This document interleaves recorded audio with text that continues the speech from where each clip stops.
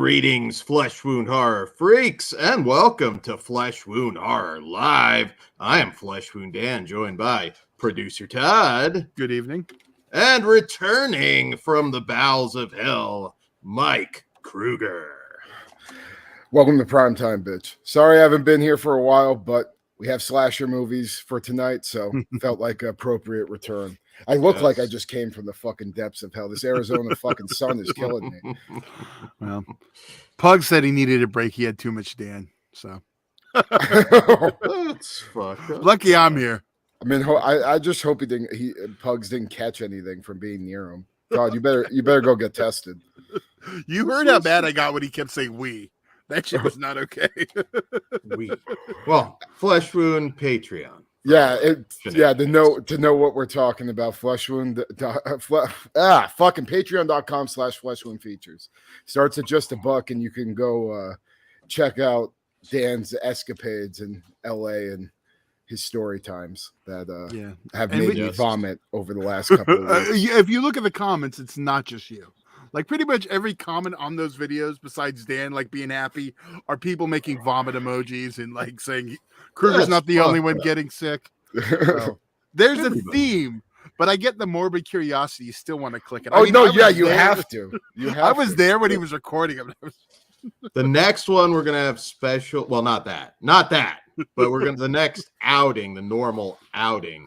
There will be special guests, so it's gonna get wild next time. But Dan doesn't remember he's not gonna be here next time. Not the next.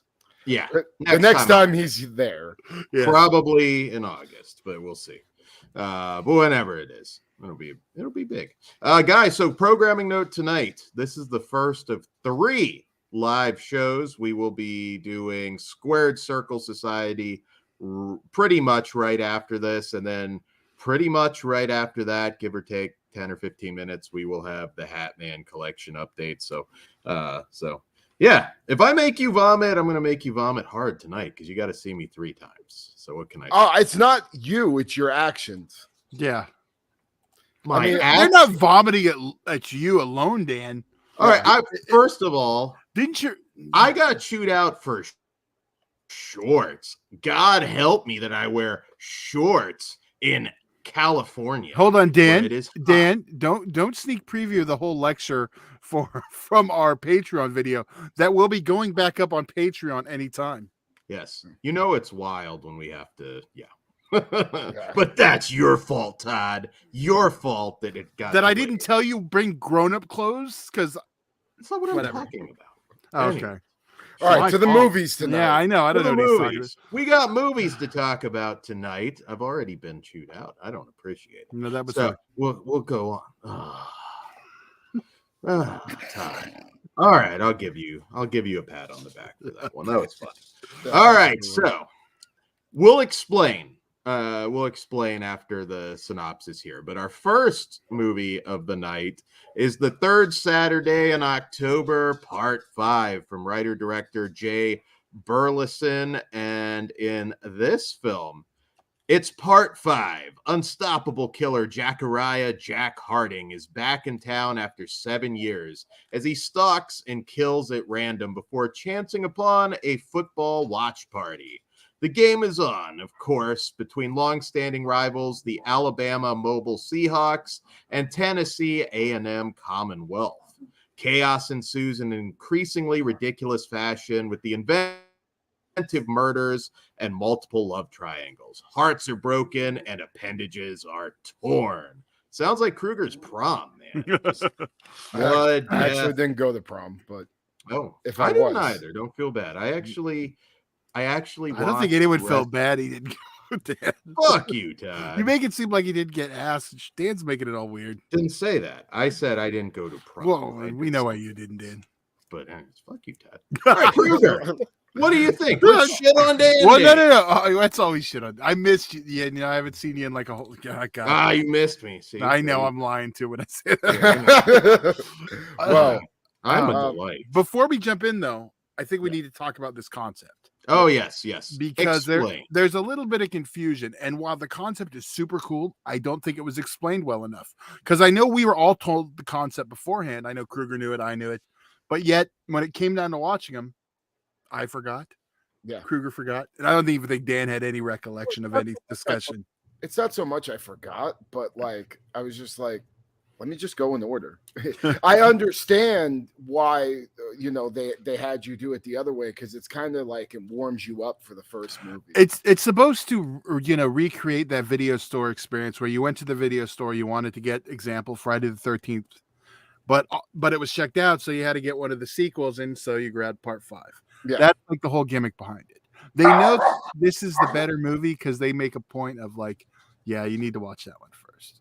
Yeah. Yeah, but I mean, cool concept, and not new to the genre either. Dude Bro Party Massacre 3 kind of does the same thing, even though there isn't actual sequels to the movie. It skips straight to 3, and it does that good old horror movie. That's the one thing this was missing. I was hoping they were gonna like call back to the other movies. Yeah. Thanksgiving 3, another example of that. Confused. Yeah. But as far as part 5, I enjoyed myself. It definitely has that like in the similar vein of Dude Bro Party Massacre. It's like super fucking cheesy, absolutely ridiculous at times. The characters can be pretty fucking annoying or just silly and like cartoonish, but the gore is good.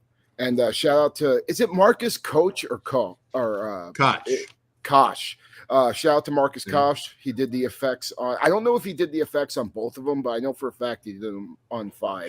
He's an indie legend. He's been around forever. Oh yeah, 100. Dude, I'm a huge 100 Tears fan. Yeah. A fucking American Guinea Pig Bloodshock that he did. That's like that's literally like my favorite American Guinea Pig out of all of them. But as far as this movie, simple setup, but it had everything I like. Had some ridiculousness, like the slasher, that villain that seems like he's going to be a serious character. I mean, there's points in the movie where he's just dancing around and goofy shit like that. But gore was good. I would say like the kills, like themselves, weren't like, there were some throwaway ones, like they weren't like Terrifier where every single kill is just absolutely insane. But the stuff that was there was good. Got some torture stuff too, involving some of these toes getting chopped off. And the fact that they didn't just get chopped off all the way, they were like, he kind of had to like yank the fucking shears to get them off. That was a nice effect and just looked brutal as hell.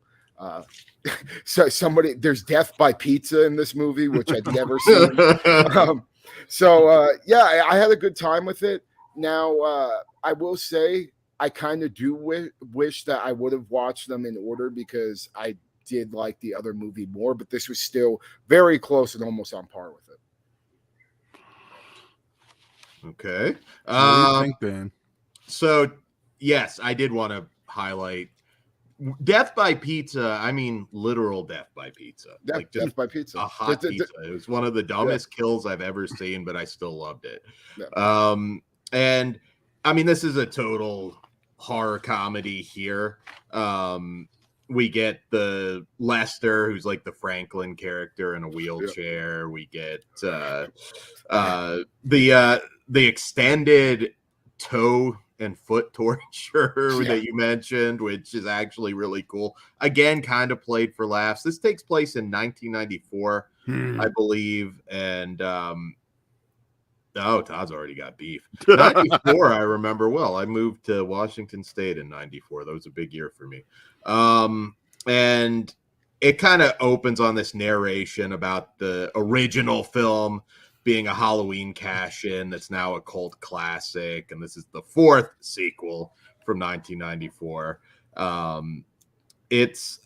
I kind of fucked up too and watched slightly out of order. I don't know that it matters that much. I think it does. Like when we get to me, I'll because I actually watched the 5th one again, just so I was. Yeah, I did that right before our show.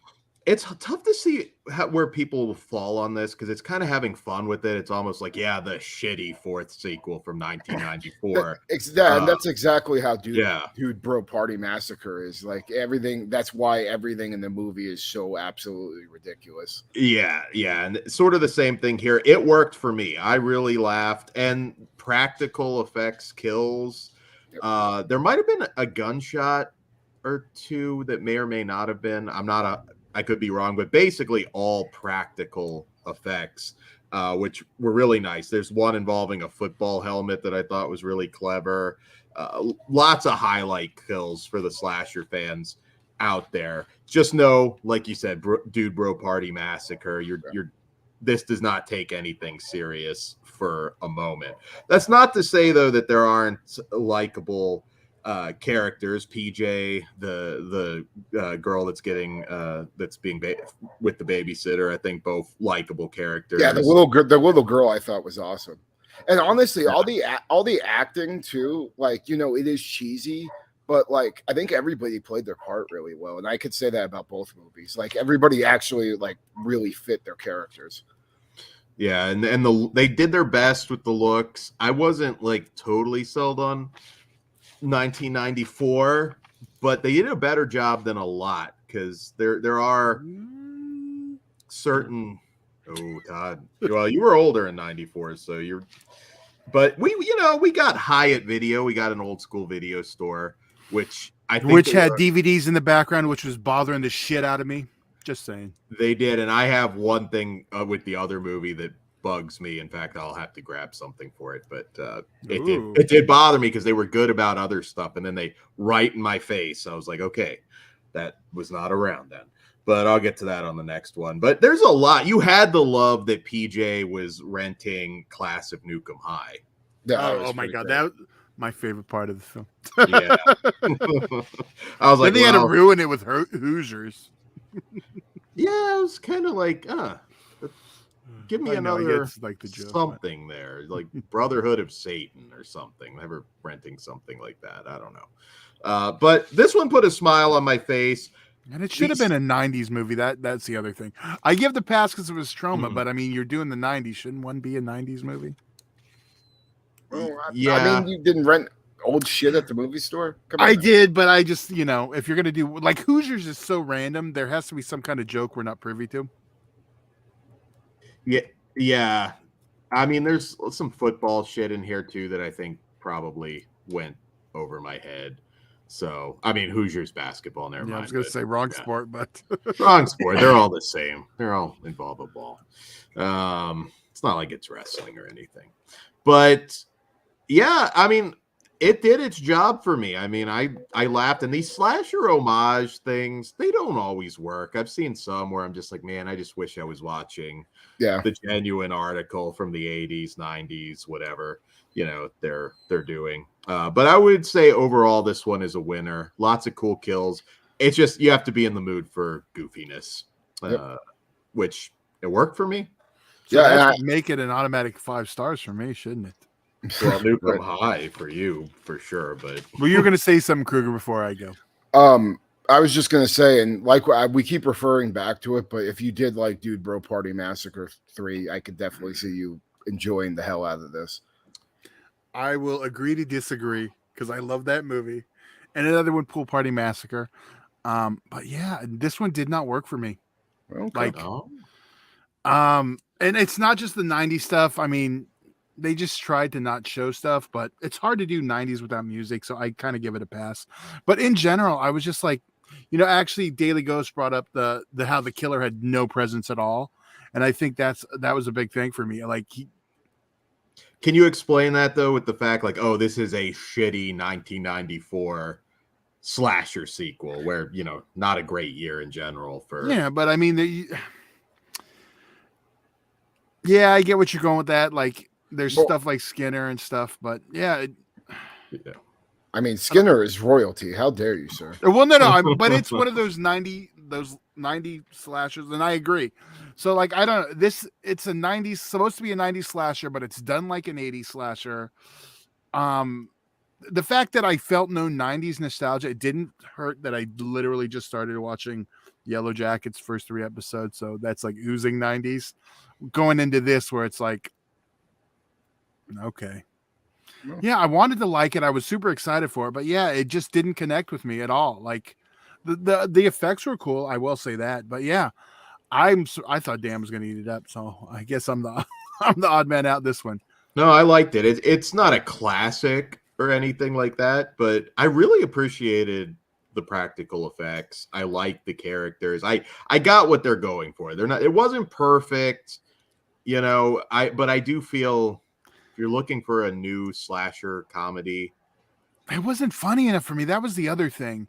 okay. It needed to go. It felt too safe. It was kind of like in the middle of it. Wanted to kind of like do a throwback, and it kind of wanted to be outlandishly funny, like a Dude Bro Party Massacre. But they never go far enough for it to get that. And I think they either needed to go, because I think if they would have pulled back on one or the other and went full retro, and that like weren't focusing on the humor, I think it would have been a really good film. I think if they did it the other way and went hard on the humor, it could have been something like Pool Party Massacre, Dude Bro. I would put Dude Bro Party Massacre over it. Pool Party Massacre, we watched that a second time, and that was a little bit lower. I saw that was stupid. I know that, but that's going hard the other way and on a lower budget. But I don't know. I agree. All right, we ready to rate part 5? Yep. Absolutely. I am. I'm a 3.5. I think it does what it intended to do, and I liked it. I thought the kills were there. I thought the foot bit, and I laughed at it. It's hard because it's going to depend on your specific sense of humor. I liked it a lot, though. Me, I'm a 3 out of 5. Okay. So we're not that far off. I'm only a 2.5 out of 5. I think you guys are just a little bit more positive about it than me. I don't know. I mean, it's not a movie that like I can put like at like up against a Dude Bro Party Massacre, but right. it's something tone. It's a similar tone, familiar feel, and like I can't give it any less than a 3 because of the gore and just how much I had fun with it. But I mean, it's not a great movie by any means, but if you like these types of slasher movies, I think there's definitely stuff there for the slasher fan. Yeah, I agree. Yes. All right, so on to part 1 now. All right, part 1. Sorry if anybody's jumping in and wondering what the hell's going on that, but hopefully we explained it for you. All right, so from the same writer-director, we get the third Saturday in October. In this one, a lost slasher film from the golden age of the slasher genre, October 1979.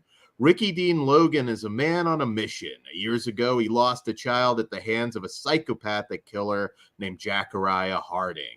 When Harding escapes death row, Ricky Dean throws himself into the line of fire to stop him from killing again as Harding preys upon a group of friends gathered to watch a college football game.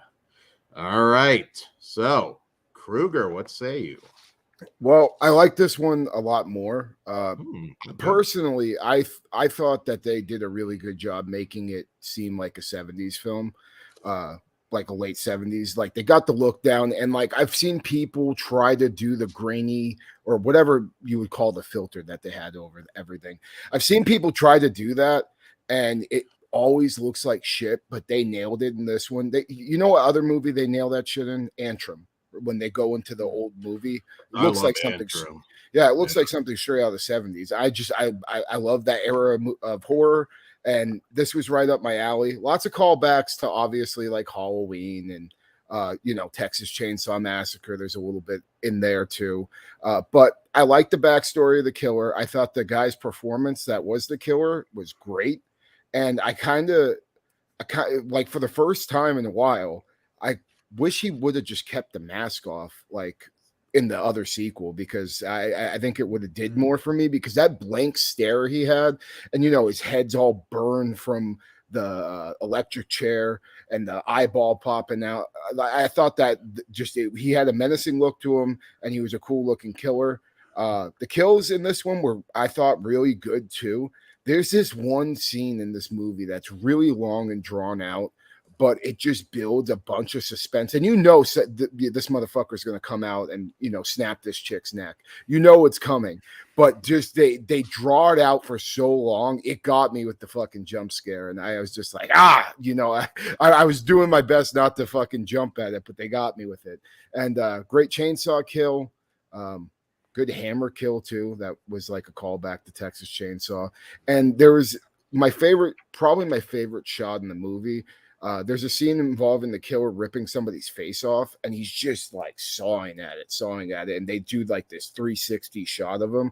Really, really cool stuff. And as a slasher fan, I like this a lot. The only issue I had with this movie and why I'm not giving it a higher rating, that meow meow shit. Oh, you beat me to it. It was driving me fucking nuts. Like, I get what you're doing, because I know old movies used to beat those jokes like a dead horse, but come on, bro. Like, let's leave it to about 15 seconds of meows and not fucking a minute and a half, but 5 stars. yeah, but yeah, it was good.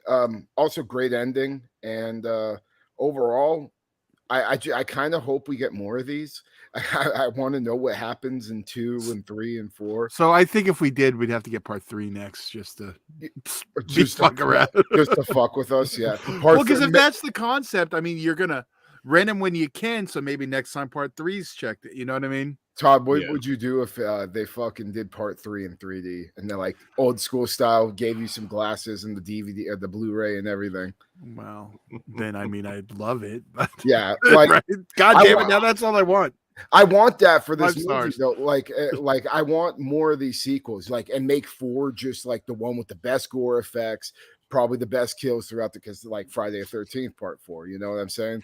They might have been able to pull off a Corey Feldman cameo. Zachariah Goes to Hell that nobody likes. Yeah, right. He just shaves everybody the whole time. Just full body shave on multiple characters.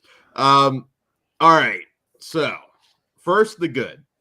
And actually, this is very hard to do because, as a lot of in the past, there were a lot of, I made some movies, produced some movies, acted, but there was a lot of stuff I failed to do that I wrote scripts for, being period pieces. And then when it came down to like actually making that happen, I was like, there's no fucking way I can do this. This did a really good job of capturing a late 70s small town. Vintage cars, which is also something that I kind of wrote myself into a corner. I just couldn't procure those. There's a vintage Coke machine, the carpet. A lot of that was actually really, really impressive. I don't know if they just shot it like somebody's grandma's or something. Yeah, dude, the set designs, man, like awesome. The inside of the houses and everything looked straight out of the 70s. Yeah, and that is on a low budget like this, a really low budget.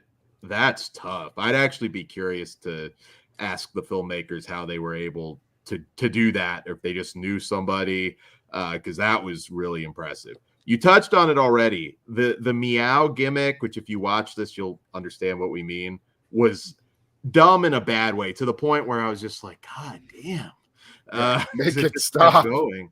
Yeah, and I'm sure it was intentional, like you said, but it really annoyed me. See, I went from it annoyed me to then it became funny again. So here's one. It's a little thing that probably the average person wouldn't even notice, but they did such a good job of capturing the late 70s feel and look. When one character is sitting in bed, the slutty character with the old man, she has a book called Cosmology of Monsters by Sean Hamill. Good book. It came out about 6 or 7 years ago, maybe.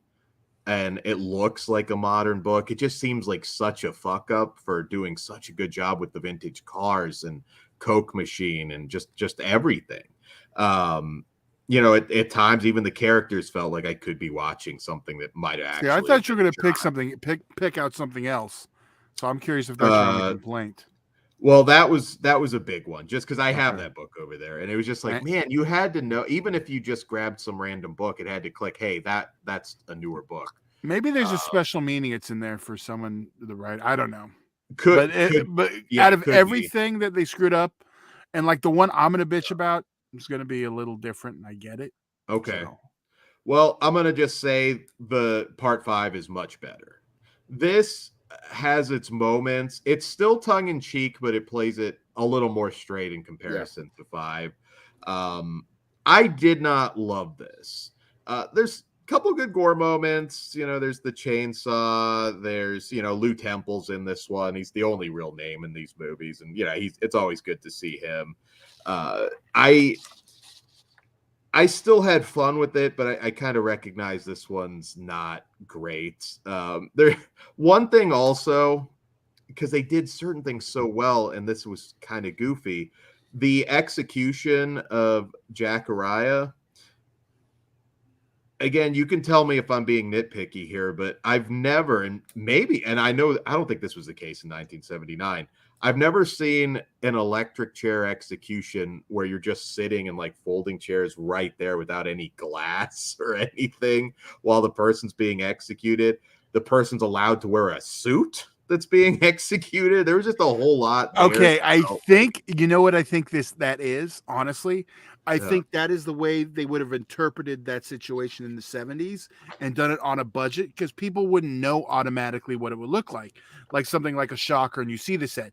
I don't think that's something back in that time they would have made sure it nailed perfectly, because it's not something the average person would know or see. Yeah, I kind of actually like that about the movie. I thought that kind of and like the set too. I mean, it was like, probably the cheapest looking thing in the whole movie, but it had that vintage just charm to it, I think. Yeah. I mean, that was my thought on that. I mean, it was, so the way I think it would have been interpreted back then. Now, the one thing that annoyed me, I know Dan was distracted because there were tits out, but the problem with that was that the tattoos she had were very modern. There was the writing straight down on the side of her. Yeah. Back then, a girl like her wouldn't have had those kind of tattoos. That was when girls had it was like like a flower on your ankle. Yeah, if that. I mean, in the 70s, there was you were not going to have writing tattoos like that. Or I think even want to say one was I can't tell what character it was, like not like character like as in a foreign language character. You guys nitpicky as fuck about these period pieces, man. That's my only thing that jumped out on this one. Like that, just like the tattoos. She looked modern. When it's the girl that's willing to get naked, though. Like, that's why one that you kind of on a low budget movie. It's like, all right, I guess we'll just have to leave the tattoos in. No, I'm just saying that. Yeah, that like. Yeah. It's like, God damn it. Other than that, like, put those titties away now. Well, no, honestly, all it would take is a stick of like that body makeup straight down. It would have been gone. I think you would have seen. It would have looked better than the fucking. I don't want to. I know there were. These directors are going to be like, these fucking pricks. Jesus Christ! I'm trying to. I did my fucking. I got vintage cars. I got fucking vintage sets, and these fucking assholes are bitching about the goddamn tattoo. He knows that tattoo gimmick was an issue. I'm writing something right now, and I'd love to know how they got the vintage cars and everything. Kudos. Yeah. Just I see it. The book thing might be some particular meaning. Maybe they know the author, Sean Hamill. It's a good book, but it was just right there in my face, and I was like, "Oh, you were doing so good." I don't know, little thing. That's a little thing, but part 5 is much better in my opinion than this. This is just okay for me, but I think if you would have watched it the opposite way, it might have done you better, because it really serves as a prequel. So you're kind of like, yeah. But, I mean, honestly, like, I'll say this: I don't think if I just watched part 5 and then didn't already see part 1, I feel like the killer in part 5 would have annoyed me way more with some of his antics, and I would have wanted him to play more straight. But because I got there's no laugh, there's no comedy with his character at all in the first one, which makes sense if you're doing the progression of horror, because by the time you do the 5th one, you got that humor injected. It's like Freddy, dude. Yeah, Freddy in 1 is straight. Freddy in 2 is pretty goddamn straight too, and then 3 it kind of warms up a little bit, and then by 4 we're just straight in goofiness. Yeah. We're gonna see Jacariah kill someone with a. I remember being in the theater watching the Freddy claw shark fin come up. I was like, all right, well, this is fun. Yeah. He puts on the sunglasses. Yeah, totally different. It was still awesome, but whatever. I can't force Low. Yeah. Low. Well, like for me, 5, like I like them all. Like 6, I just like the absolute like dumbness of it. But Same. but like 5, I don't know. 5's hard. I don't like Alice in general, which is why 4 is like, I like a lot about 4, but Alice, yeah. So 5, it's like the Alice show. And Well, and 4 kind of Freddy. finishes up the Dream Warriors story. But see, too. I'd rather not have that because then they just brought him back to kill them all off. Yeah, but I'm fine with seeing their end. I just wanted to make sure that Freddy got all those motherfuckers. Okay, well, if you look at it that way, you're good. But back to this, like I honestly like really think slasher fans, especially if you like those old school, like late 70s, early 80s slashers, I think you're gonna really appreciate what these guys did here. And if nothing, there's like I said, a couple of really, really awesome just shots of the killer doing killer shit and some great kills. That chainsaw kill, man, I was like super fucking giddy about it just because it looks so good. And like you don't get a lot of low budget good looking chainsaw kills, and that was definitely one of them. I wonder if Marcus what is it again? Marcus Koch. Yeah. I wonder if he did the effects on this one too, because that wouldn't surprise me. Like even the look at the killer with the prosthetic on his eye and the burnt flesh on his head looked really good. So I'll have to look into that. But yeah, I want more. Give me 2, 3, and 4, and let's go I mean, as long as you guys could keep putting them out, man, and there's like an interest for them, I'm down for more sequels to this franchise for sure. Because I think not enough newer slashers, and this is a newer slasher, even though it's trying to be an older slasher. Not enough newer slashers get like more than one sequel. So I'm glad that we're getting some stuff where I can see a future in the franchise. Absolutely. And I will definitely be in for whatever the follow-up is. So yeah, I'm definitely down to see more. I mean, has this director done anything else? I'm curious. Yeah, these real quick before that, Kruger. This is on VOD now. What? I saw his other movie. What is it? He also directed, well, we've already had a Flesh Wound special guest of this film. He also directed The Nobodies. Full circle, Dan. I was getting there. So yeah, we did have cast on from The Nobodies, some nudist friends of mine that there were some brains on the show that got edited. That was backstage at least. I think Pugs was the only one who got. Now you go check out our interview with The Nobodies. Bill and LaDonna.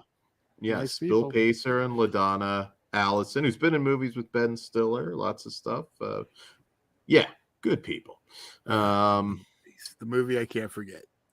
I don't even remember the movie. I mean, just the whole interview. Yeah. Wait,